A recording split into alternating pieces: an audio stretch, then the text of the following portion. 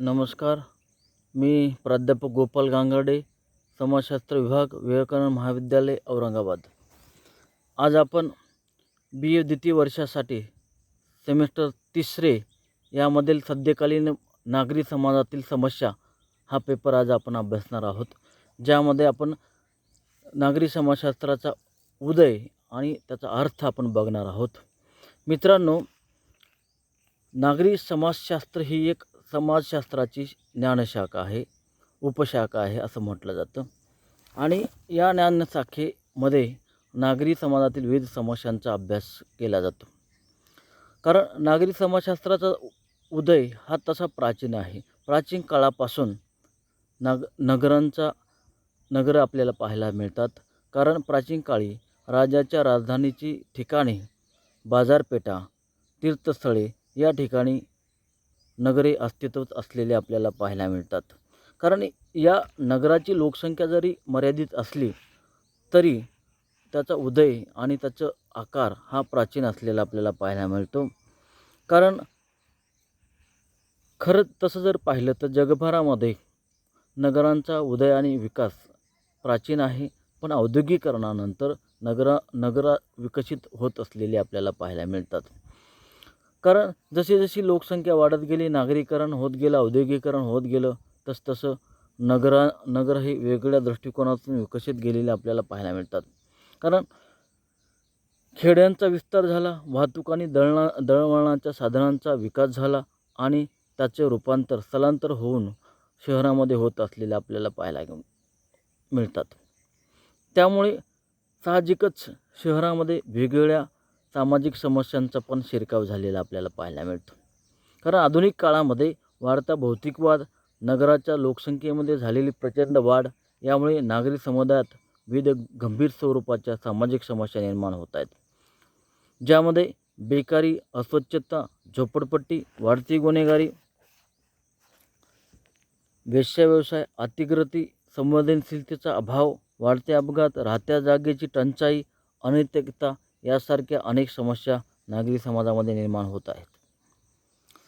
यामुळे आपणास या नागरी समाजशास्त्रामध्ये नागरी समुदायाचे स्वरूप, नागरी संरचना, नागरी समस्या आणि नागरी समुदायातील परस्पर संबंधांचे अध्ययन आपणास यामध्ये करायचं आहे. आपण हे पाहत असताना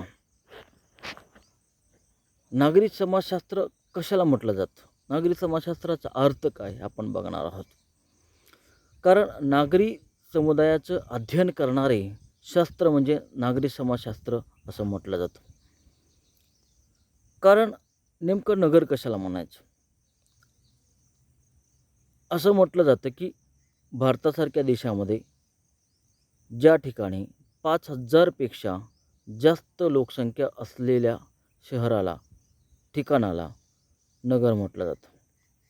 आणि 10,000पेक्षा जर जास्त लोकसंख्या असेल तर त्याला महानगर म्हटलं जातं. आणि 1,00,000पेक्षा जर जास्त लोकसंख्या असेल तर अतिमहानगर असं म्हटलं जातं. म्हणून साधारणतः 5,000पेक्षा जास्त लोकसंख्या असलेल्या वस्तीला नगर असं म्हटलं जातं. ज्यामध्ये विल्बाक्स W नावाचा अभ्यासक म्हणतो की ज्या ठिकाणी दर चौरस किलोमीटरला लोकसंख्येची घनता 1,000पेक्षा जर जास्त असेल तर जिथे शेती व्यतिरिक्त उद्योग व्यवसायांचा विकास झाला असेल तर अशा ठिकाणाला, वस्तीला नगर असं म्हटलं जातं. कारण नागरी समुदायाचा विचार करत असताना या बाबीमध्ये हेच निकष, या निकषाबरोबरच इतर अनेक निकष महत्त्वाचे मानले जातात, ज्यामध्ये लोकसंख्येची घनता, नागरी जीवनपद्धती, नागरी मनोवृत्ती, नागरी व्यवसाय, नाविन्याचा स्वीकार करण्याची मानसिकता, परस्पर संबंधाचे स्वरूप आदी घटकाचा विचार यामध्ये महत्त्वपूर्ण ठरतो.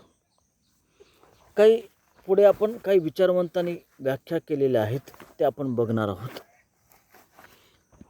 कारण कुठलाही विषय जर समजून घ्यायचा असेल तर आपल्याला व्याख्यातून, कमी शब्दामध्ये व्याख्यातून आपल्याला सहज समजू शकतो. म्हणून आपण काही व्याख्या बघू. समाजशास्त्रीय अभ्यासक सोम बार्ट नागरी समाजशास्त्राची व्याख्या करताना असे म्हणतात की नगर हे असे स्थान किंवा क्षेत्र आहे ज्याचा आकार मोठा असल्यामुळे येथील निवासी लोक परस्परांना ओळखत नाहीत. म्हणजे सोम बार्ट नावाचे अभ्यासक काय म्हणतात की नगराचा आकार मोठा असल्यामुळे नगरातील लोक परस्परांना ओळखत नाहीत. म्हणजे त्यांचे संबंध हे औपचारिक असतात, विशेष असं क्लोज संबंध नसल्यामुळे ते एकमेकाला जास्त ओळखत नाहीत आणि एकमेकाशी जास्त परिचित नसल्यामुळे त्यांचे औपचारिक संबंध असलेले आपल्याला पाहायला मिळतात. म्हणजे एकंदरीत या व्याख्यावरून आपल्याला लक्षात येतं की नगरातील लोक ग्रामीण भागातील लोकांच्या तुलनेत सामाजिक संबंध ठेवण्यामध्ये जास्त स्वारस्य ठेवत नाहीत, असं आपल्याला यावरून लक्षात येतं. दुसरी एक व्याख्या आहे, लुई वर्थ नावाचे अभ्यासक आहेत. ते म्हणतात सामाजिक विविधता असणाऱ्या व्यक्तींची सापेक्ष दृष्टीने मोठी, दाट आणि स्थायी वसाहत म्हणजे नगर होय. म्हणजे एकंदरीत या व्याख्यावरून आपल्याला लक्षात येतं उर्थ यांच्या नगरामध्ये सामाजिक विविधता खूप मोठ्या प्रमाणात असते. जाती विविधता हे धार्मिक विविधता, वेशभूषा, भाषा, खाद्य कल्चर अशा वेगवेगळ्या प्रकारची विविधता शहरामध्ये पाहायला मिळते.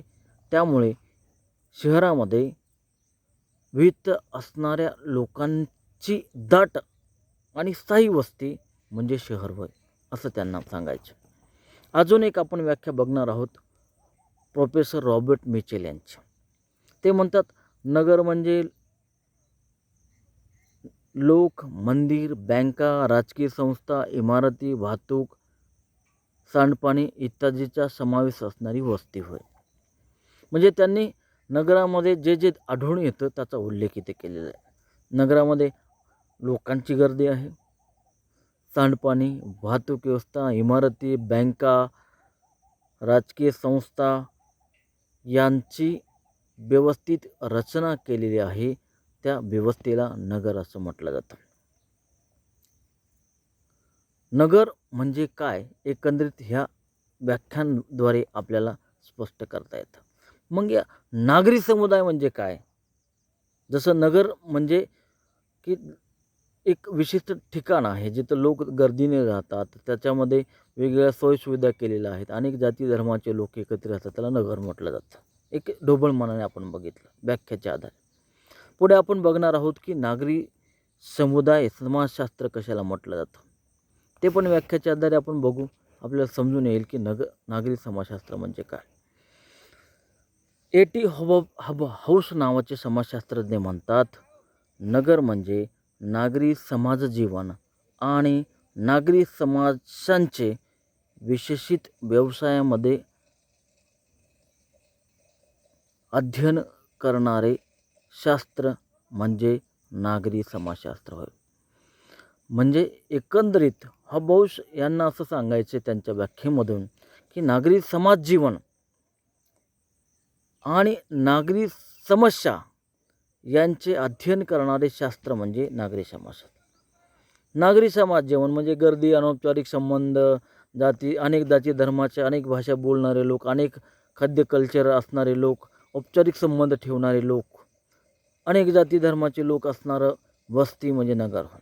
आणि त्या नगरामध्ये असणाऱ्या विविध समस्या, वेश्याप्रथेपासून बाल गुन्हेगारी,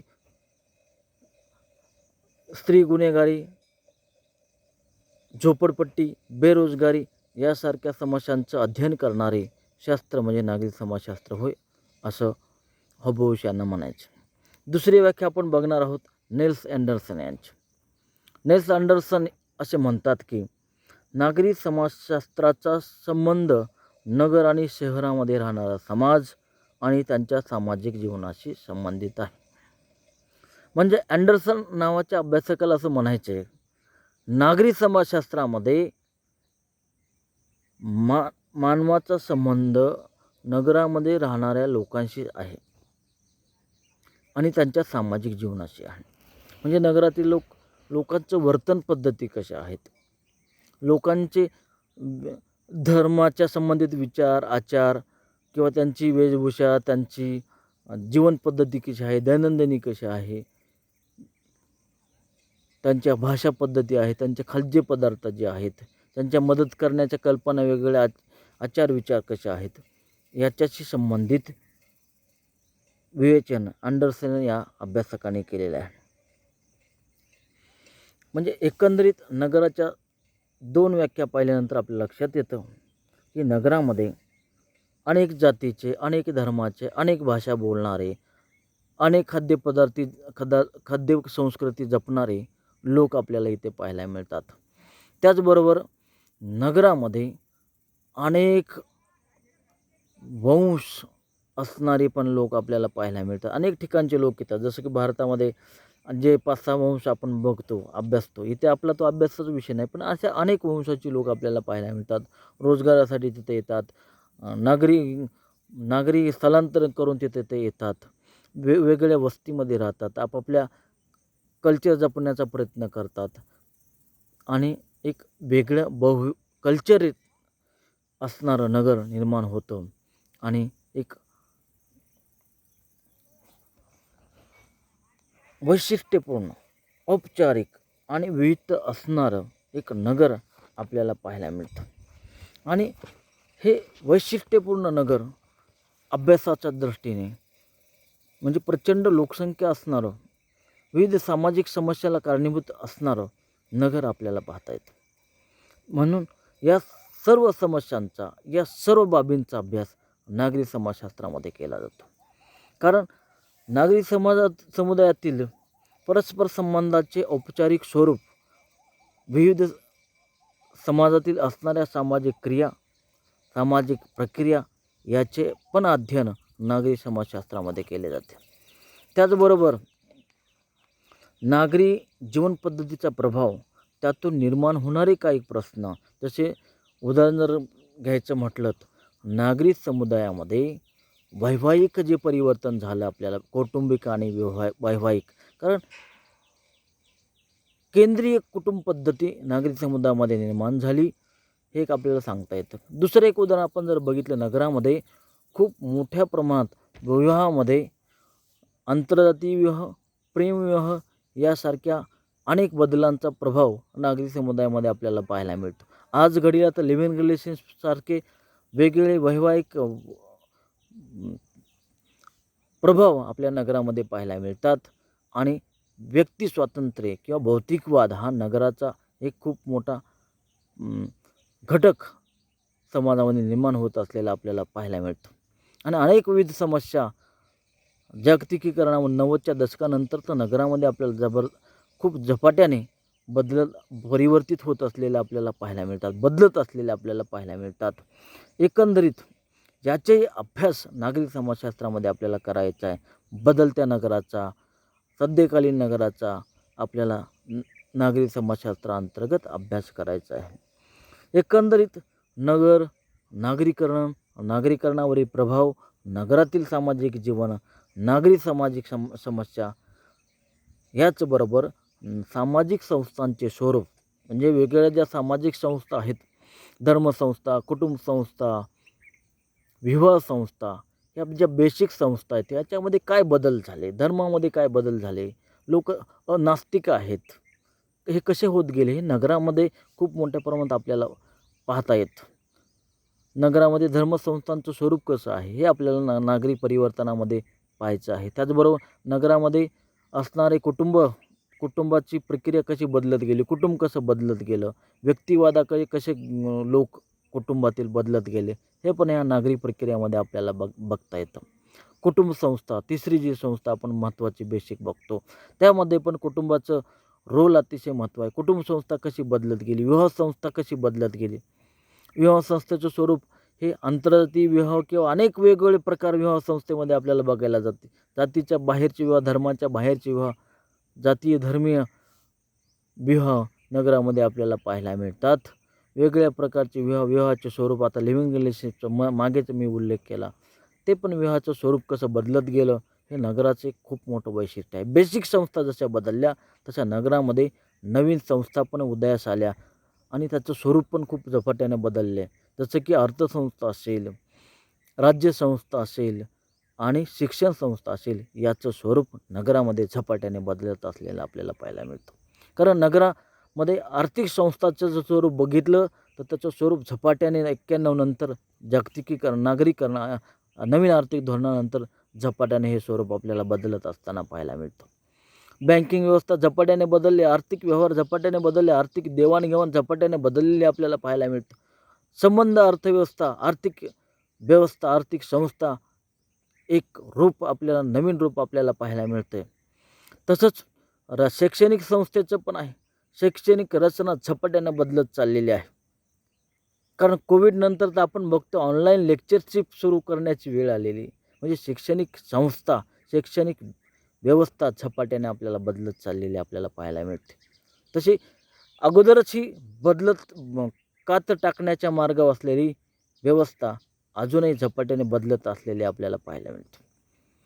म्हणजे शैक्षणिक व्यवस्थेमध्ये अनेक बदल, अनेक स्वरूप जागतिक व्यवस्थेशी ती जोडत चाललेली आपल्याला पाहायला मिळते. जगातल्या अनेक बाबी आपण सहजरित्या शैक्षणिक व्यवस्थेमध्ये, शैक्षणिक संस्थेमध्ये आपण ही बदलत स्वीकारत आहोत आणि त्या अनुषंगाने ती बदलत चाललेली आपल्याला पाहायला मिळत आहे. राजकीय संस्थेचं तसंच आहे. अनेक राजकीय व्यवस्था, अनेक राजकीय प्रक्रिया जगभरातून भारतामध्ये किंवा भारतातून जगभरामध्ये जात आहे. राजकीय व्यवस्था बदलत चाललेली आहे.